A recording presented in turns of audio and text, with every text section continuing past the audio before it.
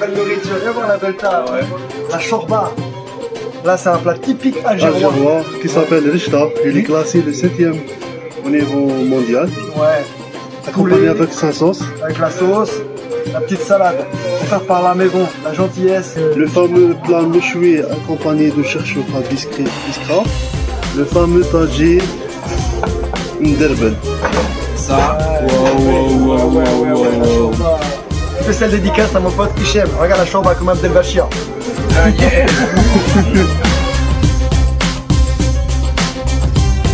Là on est dans le taxi avec Khaled. On est parti du camion et on va à 30 km dans le centre-ville. Les dodanes c'est des tremplins. Et c'est pas des dodanes, c'est des dos dromadaires, il a vu. C'est deux dromadaires. Et attention les bagnoles, c'est la loi du plus fort. Il y a des face-à-face qui sont évités de ça, mais c'est incroyable. Hein, là on vient de faire un face-à-face, mais on n'est pas passé loin du carton. Et après ça reprend sa route de plus belle, sans même pas klaxonner, même pas vénère en fait. Non, ils sont tranquilles. Hein, c'est normal. C'est normal. Ouais. Putain, non, faut être vigilant. Ouais, faut être vigilant. Hein. Faut pas s'assoupir ou tranquille. Non, non, toujours. L'esprit éveillé, toujours. Ouais. Par contre, Alger, c'est super embouteillé. Les heures, faut éviter les heures de pointe. Mais bon, les heures de pointe, c'est de 7h à 11h et à partir de 15h. Hein? T'as un laps de temps très court.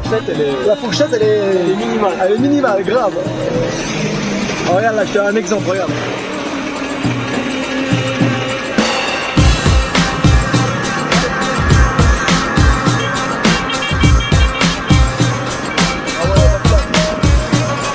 Alors, on est perdu, enfin, c'est pas qu'on est perdu, nous on est venu à la bonne adresse indiquée par Linda, qui est une journaliste qu'on doit rencontrer, et là on est à la sécurité sociale. Remarque, je peux peut-être leur demander des trucs, ils vont peut-être me filer un peu d'oseille. Hein, je vais gratter un peu. Voilà. En fait, je vous explique, pour cet épisode, on a rendez-vous avec Linda, c'est une journaliste algérienne. Elle va nous présenter une jeune fille qui a quitté la France pour venir s'installer en Algérie. Donc super sujet, hyper intéressant.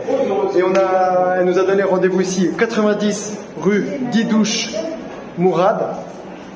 Et nous, on est au 90 rue Didouche Mourad, on est au rendez-vous, mais en fait, c'est la sécurité sociale, donc je comprends pas. Donc là, on fouille, on se balade. Et j'arrive pas à la joindre, évidemment, j'ai envoyé un message, mais elle ne répond pas. Qu'est-ce que c'est que cette arnaque, hein? Alors là, qu'est-ce qui se passe ici? Attention, là c'est chaud, on est au contentieux là. Hein? Là il y a des contentieux là. Ça se trouve, ils te connaissent? Là on est au contentieux où ils me connaissent. Ça se trouve, ils te connaissent, hein? C'est la division. On continue? Oui, on continue. Ah voilà, t'es là? Ah bah voilà! Ah putain, mais c'est pas vrai, elle est là! Elle est magnifique! Bravo. Mais Il est très bien. Linda, mais je t'ai envoyé des messages, tu m'as pas répondu. Je suis en train de voir le message. Bonjour Linda! Enchantée. Olivier, enchanté, comment vas-tu? Ça va? Salut Linda, je suis Pascal. Enchanté Pascal. J'ai passé toute ma vie en France, donc j'ai grandi dans un village en plus à 20 km d'Orléans qui s'appelle Jargeau. J'ai été appelée à venir. Pour moi, c'est comme ça que je l'ai ressenti à un moment, c'est qu'il y a eu une forme d'un appel de la terre et de ce que ma mère m'a toujours dit, la Hamra, c'est que la terre appelle ses enfants. Alors je suis venue ici en tant qu'entrepreneur, puisque depuis 2013 en fait j'ai quitté le salariat en France, c'est-à-dire qu'on s'occupe, enfin je m'occupe d'installer des expatriés ici et donc ça c'est un service qui s'adresse à des entreprises. En Algérie évidemment tu as beaucoup de domaines à développer. Voilà, il n'y a pas que cet aspect-là économique, il y a l'aspect aussi, voilà, quand je disais magique, oui, c'est mystique. C'est ça, ouais. Et un appel organique de la terre et des ancêtres qui rappellent les enfants. Et ça, je pense que je ne suis pas la seule à le ressentir. On est beaucoup, non seulement à le ressentir, mais à le rêver, en fait. Autant en Algérie, tu es libre de faire ce que tu veux dans un espace privé.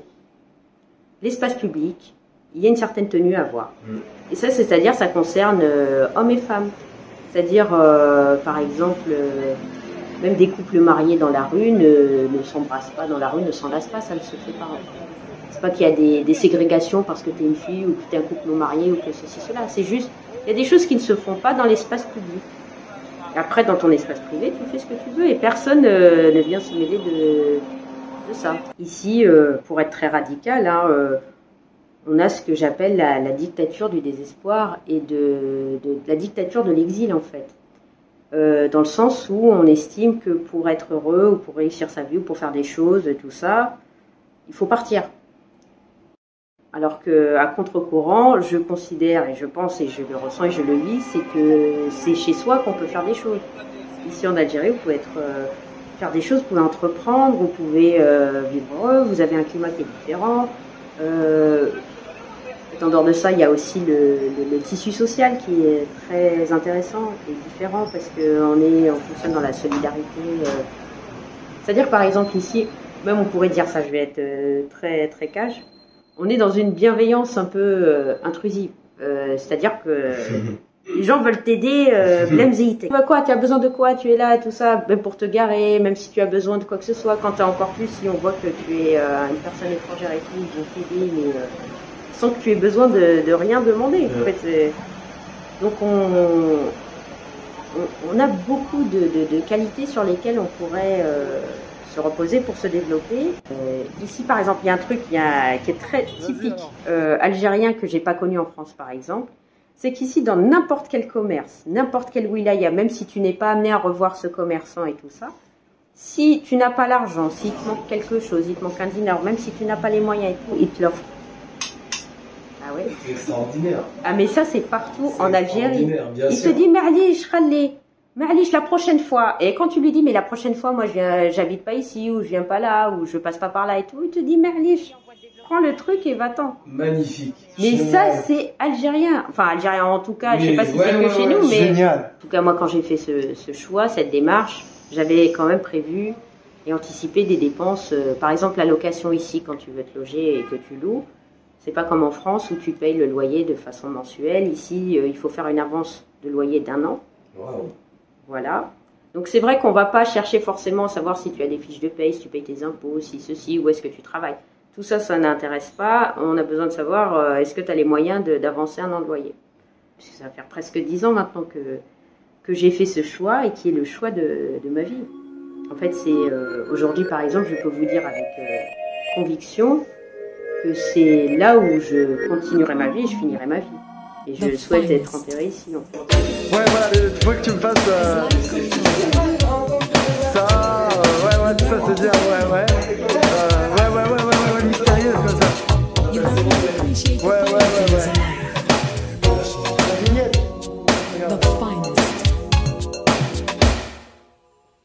Et tu t'appelles comment? Ton nom? Adel. Enchanté, hein. Zizou derrière, Pascal devant. Zizou. C'est la même chose. Je veux pareil que lui. C'est les Champs-Élysées, les gars. If I had a choice, I'd always choose love. Up or down, good or bad, I don't mind, just as long as it's real. My friends say I'm lucky to have found someone as good as you. My love's understanding how to hold on to you. After all that we've been through, time won't change the way I feel about you. Il a intérêt ici à la Bolorine, Roger Alain. Oui. D'accord. On savait pas. On savait pas, hein. Le grand pardon. La prison. Prison, ça quasi. Il y a une prison là? Ah oui. Il est fermé. D'accord. Il est fermé. C'est lui ici. Là. Ah oui. Ça fait peur. Ah oui. Ça c'est Bab Jdid. Bab Jdid. Ah ouais, C'est le haut de la Casbah. Ah oui, c'est là, oui. Ouais, bien. Ça c'est Bab Jdid. Super. C'est où qu'on s'arrête alors? On sait pas. Ah, ça arrête là. D'accord. Et en fait, t'es le fils de qui? Le petit-fils de qui en fait, Riyad? Bah, ma grand-mère, qui est décédée à l'âge de 96 ans, Ouais. habitait ici. C'est une vieille bâtisse qui date du 14e ou 15e siècle. C'est pas vrai, c'est 14e ou 15e. Oh, ouais, la Casbah a été bâtie en. Ouais, mais cet immeuble-là, pareil. Ça, c'est génial. Et c'est pratiquement le toit le plus haut de la Casbah. C'est le toit le plus haut de la Casbah, les gars. Ah ouais, On va avoir une vue magnifique. Donc quand il t'a demandé, tu lui as dit que t'étais le petit-fils, il a halluciné, non? On attend d'être en haut et je vous présente Riyad. Ouais, j'ai pris un peu d'âge et du coup les gens ne me reconnaissent plus. Ah ouais. Et ici j'étais très jeune. Et donc t'as passé ton enfance toi ici? Donc, je venais chez ma Tu venais chez la grand-mère? Je venais chez la grand-mère. Oh là là là là là là. Le délire. Oh là Donc toi là ça te fait là des souvenirs d'enfance évidemment de dingue. Très jeune, je venais avec mes cousins, mes frères et ma sœur. Génial. J'avais une tante, qui habitait juste là. Ouais. Là, la porte est scellée, tu vois. Il y a de la brique et du Là où il y a la ciment, grosse pierre parce que, comme ça. Au fait, la Casbah, à une certaine période, je crois en 85, 86, ils voulaient faire déménager tout le monde, mais ça n'a pas marché. Ils ont délogé une grosse partie. Après, les maisons vides ont été réhabitées rapidement, soit par les enfants des gens qui sont partis, soit par d'autres personnes. Et comment ils les auraient délogés pour les mettre où? Pour les mettre dans des cités, dans des... Quelle horreur. Voilà. Et alors en fait, donc là, tout ce qu'on voit là, ça c'est la Casbah. Ouais, c'est tout ça. C'est tout. On est à Bab Jdid. Bab Jdid, c'est la nouvelle. Jdid, c'est nouvelle et Bab, c'est porte. Donc, Et c'est le haut de la Casbah, on est au haut de la Casbah. C'est la haute Casbah. Et j'en profite donc pour vous présenter Riyad. Riyad, c'est un pote que j'ai rencontré en France, mais qui habite évidemment à Alger, et avec qui on est resté en contact, on a toujours été potes, et donc là évidemment on s'est donné rendez-vous ici à Bab Jdid et il va nous expliquer. Là c'est l'ancienne maison de sa grand-mère, t'imagines? Ouais, on est dans l'ancienne maison de sa grand-mère. Il y a des commerces dans la Casbah? Ouais, il y a quelques commerces. Il y a des commerces nouveaux, récents, et il y a des gens qui ont gardé, ils font du cuivre, ils font tout ce qui est traditionnel. D'accord. Et il y a le marché, j'ai vu qu'il y avait aussi le marché. C'est tout à fait en bas, exactement.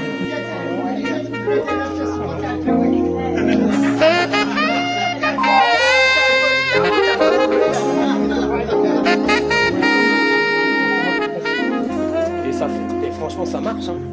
Donc c'est intéressant l'alliance des deux. Et je vais te dire, même en France ils sont ensemble. I still hang around. Neither lost nor found.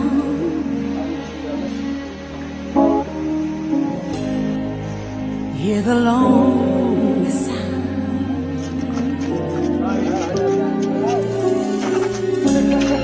of music in the night. Nights are always bright. That's all that's left for me.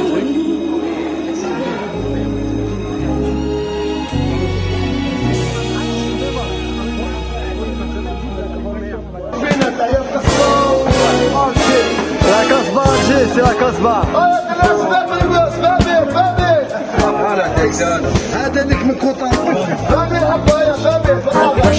La chaîne YouTube, YouTube. Ouais, YouTube. Hein? Là on est dans le bas de la Casbah là. There's a thousand street lights. Do you play your life away? You let some people see just who you wanna be. And every night you shine, just like a superstar. That's how the life is played. A tempting masquerade. You dress to walk your talk. You're who you think you are. Street life. On va se diriger vers la Grande Poste. Ouais. C'est une grande poste. Et tout ça, c'est des bâtisses qui ont été construites du temps de la colonisation française. Ouais. Ça date à peu près début 1900. Ouais. Voilà. Ok. Ils essaient de retaper à chaque fois. Oui. Ça c'est quoi? La statue de l'émir Abdelkader. C'est qui l'émir Abdelkader? C'est un ancien combattant algérien. Là on voit vraiment la colonisation, l'époque des colonies, là t'as vu les bâtiments? C'est boulevard Haussmann. C'est le boulevard, c'est ce que j'allais dire. C'est le boulevard Haussmann, Haussmann. soit le boulevard de la République à Marseille. La rue de la Putain, République. grave. Ah ouais, c'est haussmannien de ouf. Haussmannien. Alors là, ça s'appelle la rue d'Isly. Rue d'Isby? Ouais, rue d'Isly. C'est Alger Centre. Là, on est quelque part la Grande Poste. La Grande Poste, c'est où? La Grande Poste, c'est tout à fait en face. C'est en face. D'accord. Là, c'est exactement l'Alger, moi, que j'imaginais. Ah oui, ça c'est. Là, on est vraiment au centre. Là, on est vraiment au centre. Là, à l'époque, on a fait quoi, la ville blanche ou la ferme blanche. La poste, derrière moi les gars, la poste. Hein? La grande poste, hein? Ça va? Ouais, toi, la base. Voilà les amis, c'est terminé pour Alger. Rendez-vous vendredi prochain pour un départ en Kabylie avec à Tizi Ouzou, notre première grosse galère et surtout une rencontre qui va marquer nos esprits. Lui il veut rien savoir, il est vénère direction le commissariat. Je dis ok, pas de problème, on va au commissariat. On a mis le pied dans le commissariat à 11h. On va ressortir à 18h30 s'il te plaît.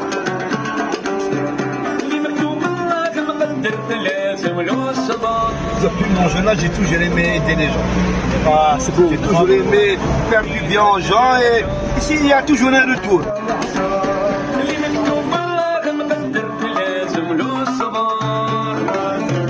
On est devant le siège social du JSK, la jeunesse sportive kabyle. Ali Chipalo. Ali Chipalo. Tous les supporters kabyles me connaissent. Ali Chipalo. C'est sans problème.